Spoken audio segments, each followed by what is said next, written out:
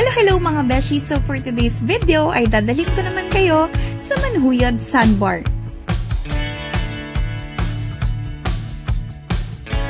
It was 4:30 AM nung dumating kami sa Ceres Bus Terminal para naman sumakay ng bus going to Bais City. If hindi nyo makita yung signboard na Manhuyod, magtanong na lang kayo sa driver kung ano yung bus na dadaan sa Bais City. And in our case, ang sinabi sa amin ay itong bound for Bacolod. 1 hour nga pala yung travel time. Yung naging tour guide ko nga pala sa Valencia na si Kuya JR ang tumulong sa akin para makahanap ng mga kasama sa tour na ito.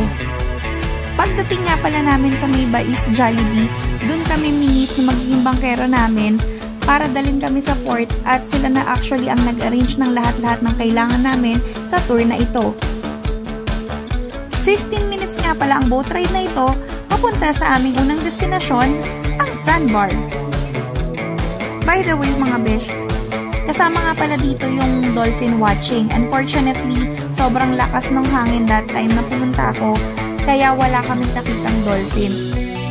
Pero sa akin, okay lang kasi nakakita na rin naman ako ng ganun sa Bohol. Maganda sana siya, pero ayun, okay lang naman. Wala akong magagawa kasi sobra talagang lakas ng hangin at malakas-lakas din yung mga alon that time. So kung pupunta nga pala kayo dito since Sandbar ito, make sure na nagdala talaga kayo ng sunscreen kasi wala naman kayong sisilungan. So super chill lang nitong tour na to.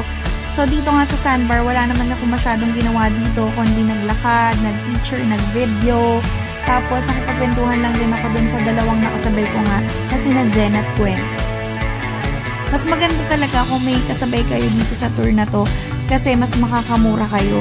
Kasi kung hindi, kailangan yung bayaran yung buong bangka.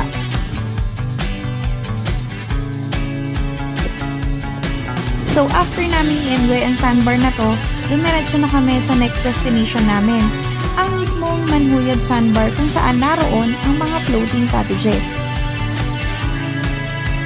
At para sa kaalaman ng lahat, ang Manhuyod Sandbar na tinatawag din minsan na Maldives of the Philippines ay isang sikat na tourist spot sa Negros Oriental. Matatagpuan ito malapit sa baybayin ng Bais City at sikat ito dahil sa puting buhangin at malinaw na tubig na lumilitaw kapag low tide. Kapag high tide naman, nagiging parang mga bahay sa gitna ng dagat ang mga native cottages. Kaya, nagbibigay ito ng unique at Instagrammable vibe. Dumating nga pala kami dito, high tide. So, ayan, hindi namin nakita yung mismong Sandbar. Pero okay lang kasi okay din naman maglakad-lakad kasi mababaw lang naman siya. So, nung nandito pala kami, nakita namin to si Kuya na nagbebenta ng mga sea urchin or mas kilala sa tawag na uni. So, ayan, sinubukan namin. Actually, nakatikim na ako nito before pero matagal na siya. So, tinikman ko ulit. Ang problema ko, nasobrahan yata ako sa paglagay ng asin. Kaya ayan, naalatan ako besh. Maalat. Tapos nakita naman namin tong tindahan. Tapos bumili kami ng buko.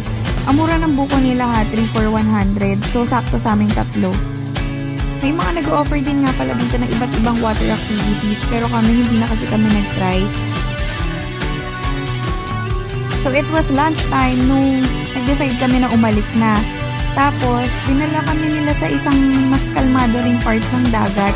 Tapos, dun hinain yung lunch namin. Kasama na nga pala ito sa package na binayaran namin.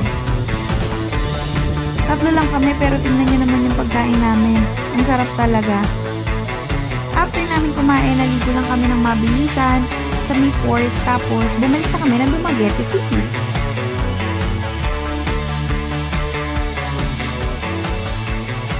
And that's it for today mga besh. Thank you for watching. Don't forget to click like, share, and subscribe. Buyers!